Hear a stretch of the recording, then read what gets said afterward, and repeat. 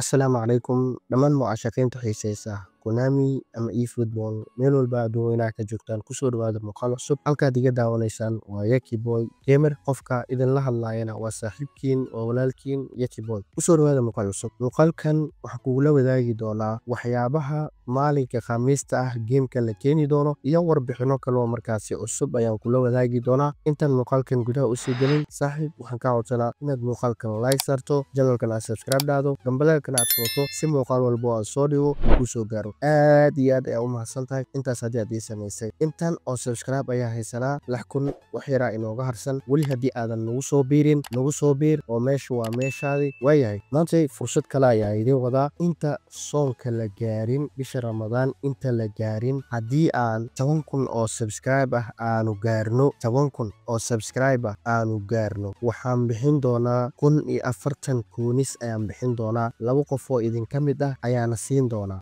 maqlaysaa waxaa bixin doonaa 1,040 koonis ayaan bixin doonaa oo wallaahi ah haddii aan inta soonka la gaarin aanu gaarno 10,000 oo subscribe ah waa ku guuleysan kartaa waxaad soo qoraysaa comment noo doono ha ahaado anigaa kaaga dhex bixi doono soo dhawaada marka meel walba aad joogtaan fursadana laga faa'iideysto maqadeeyu 1,040 koonis yaysan ku dhaafin shuruudaha waxaa waaye inaad YouTube channelkan subscribe dhahdo muuqaalkana aad like garayso comment soo qor anigaa kala dhex bixi doono noocu doon ha ahaado aniga ayaa xulan doono ku guuleyso 1,040 koonis muuqaalkeeni ayaa gudaha usii gelaynaa waxaa la keeni doonaa maalinka khamiista ah maalinka khamiista ah waxaa ugu waaweyn waxyaabaha la keeni doono European Championshipkan ama Belarusky Champions League ayaa la keeni doonaa oo waray Johan Stones Rodrigo Griezmann saddexdan Belarus ayaa la keeni doonaa waa saddexda ugu horeyso mana baaqan doonaan saddexdan Belarus sidoo kale 11 qof oo u horeeya ninka la yiraahdo Rodrigo iyo Martinez ninka la yiraahdo Griezmann Ousmane Dembele Stones iyo ninka la yiraahdo Beckenbauer aday badan yihiin Muller Regal ayaa la leeyahay ayagana 11 qof oo Champions League oo la keeni doono waaye sidoo kale waxaa la keeni doonaa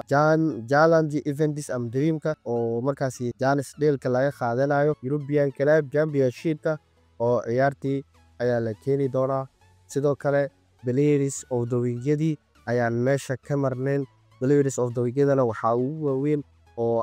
aysan baaqan doonin ninka la yiraahdo Mohamed Salah oo markaasi uu ku imaanayo uu gaarayo 105 sidoo kale Griezmann oo asigana markaasi uu ku imaanayo 96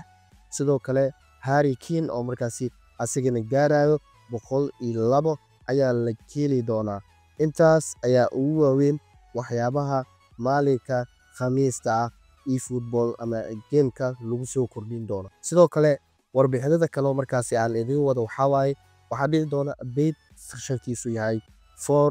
4.3.0 updatekaas waxyaabo badan ayaa gameka laga bedeli doonaa sida warqadan ay sheegayso updateka wuxuu dhici doonaa bishan aan hadda ku jirno oo bisha labaad ama February qof walba siduu u yaqaano 2025 aan hadda ku jirno ayaa updateka uu dhici doonaa updatekaas gameka waxyaabo aad u far badan ayaa lagu soo kordhin doonaa waxaana markaasi la leeyahay waxaa u kala xiran yahay gameka Brazil sababtoo ah waxaa loo gudbi doonaa season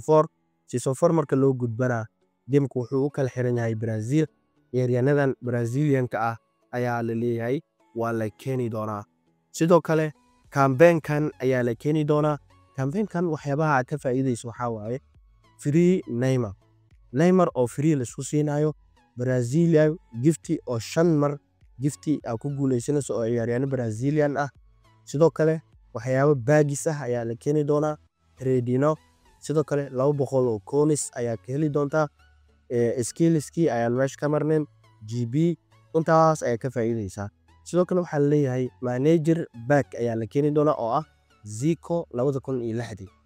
managers kalena gameka waa ku dhex arki kartaa sidoo kale markii campaignkaas la keeno fanaanadan ayaa la socoto ayadana markaasi waxaa lagu furan doonaa 500 oo koonis sidoo kale Neymar GR ayaa asigana meesha ka marnayn ayaa la leeyahay waa la keeni doonaa sidoo kale waxaa la keeni doonaa Romario ayaa asigana la leeyahay waa la keeni doonaa sidoo kale waxaa la keeni doonaa ninka la yiraahdo Makelele ayaa asigana meesha ka marnayn waa la keeni doonaa sidoo kale waxaa la leeyahay Cannavaro ayaa asigana meesha ka marneen waa la keeni doonaa. Campaign-kan waa official, waa la hubaa si sax ah ayaa markaasi loo keeni doonaa. Sidoo kale alaabtii kala bedelashada ama tikitkii gamekii eFootball Jayneska waa la keenay. eFootball-kan caadiga ahna waa la keeni doonaa. Alaabtii tikitka waa official, ayadana waa imaan doontaa. Sidoo kale gameka update aad u weyn baa lagu sameyn doonaa haddii ay ahaatoba PC ama computerka ama PS-ka, wax walba markaas gameka lagu ciyaaro ayaa update lagu sameyn doonaa. Computer ha noqoto ama Xbox ha noqoto ama mobile ha noqoto, PS5 ha noqoto, PS4 ha noqoto, dhammaantood waxaa leeyahay update baa lagu sameyn doonaa. Sidoo kale Dennis Law ayaa dhalinyaro badan i weydiisay xagee ku baxay aaway Dennis Law haddii update-kan la keeni waayo lama keeni doono Dennis Law, laakiinse 80% waxay u badan tahay in la keeni doono update-kan. Sidoo kale waxyaabaha kale oo meesha ka cusub waxaa waaye 8 players oo Barcelona ah ayaa la keeni doonaa. 100 coins ayaa markaasi lagu furan doonaa. Sidoo kale bags cusub oo waxaa la keeni doonaa Real Madrid ayaa la keeni doonaa. Sidoo kale bag cusub oo Chelsea ah oo ciyaaryahanada ugu fiicnaa ayaa la keeni doonaa. Ciyaaryahanada ugu fiican ayaa la keeni doonaa. Big time ayaa la yiraahdaa. Sidoo kale alaabtii new transferka